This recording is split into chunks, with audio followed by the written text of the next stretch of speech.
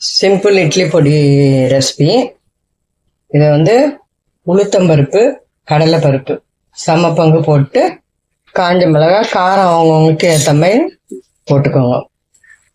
இந்த குண்டு மிளகா போட்டால் நல்லாயிருக்கும். இது நல்ல மனம் வர அளவுக்கு சவக்க, ரொம்ப சவக்கக்கூடாது, ரொம்ப சீக்கிரமாகவும் எடுத்துடக்கூடாது.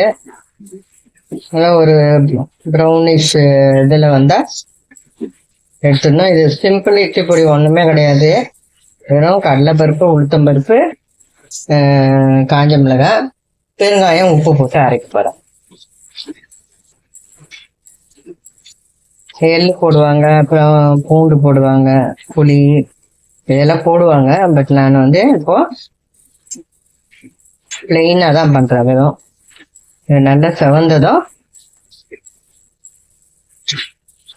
ஆற விட்டு பெருங்காயம், உப்பு போட்டு அரைச்சிட வேண்டியதுதான்.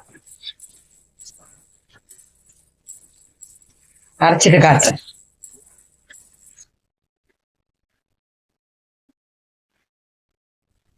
ஈரம் இல்லாத இருக்கப்ப மிக்சி பார்ப்போம்.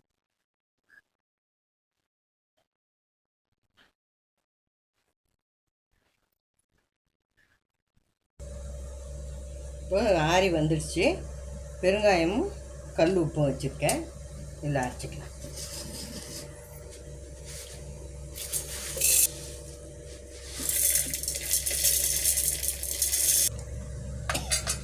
இட்லி பொடி ரெடி ஆகிடுச்சு பாருங்க. இதை வந்து பாட்டிலில் போட்டாக்கா ஈஸியாக நம்ம வந்து தொட்டுக்க தேட தேவையில்லை. இது வந்து அப்படியே எண்ணெய் ஊற்றி கிளறி வச்சுக்கிட்டு, இதில் வந்து எண்ணெயில் இது கிண்ணத்தில் இந்த பவுடரை போட்டுட்டு ஒரு 4-5 பூண்டு நசுக்கி போட்டுட்டு அதில் நல்லெண்ணெய் ஊற்றி கிளறி வச்சுட்டு கூட சாப்பிட்லாம். நீங்கள் ரொம்ப நல்லாயிருக்கும் டேஸ்டியாக. எல்லாம் நம்ம விருப்பம்தான். அப்புறம் இட்லியை வந்து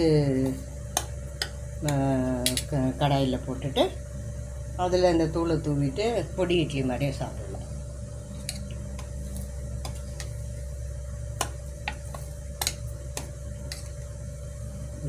வீடியோ பிடிச்சிருக்கோன்னு நம்புகிறேன். இதே மாதிரி செய்து பார்த்துட்டு எப்படி இருக்குதுன்னு கமெண்ட் பண்ணுங்கள். வீடியோ பிடிச்சிருந்தா லைக் பண்ணுங்கள், ஷேர் பண்ணுங்கள். எங்கள் சேனல் சப்ஸ்கிரைப் பண்ணுங்கள். அப்படியே பக்கத்தில் உள்ள பெல் பட்டனை கிளிக் பண்ணிவிடுங்க. தேங்க்ஸ் ஃபார் வாட்சிங்.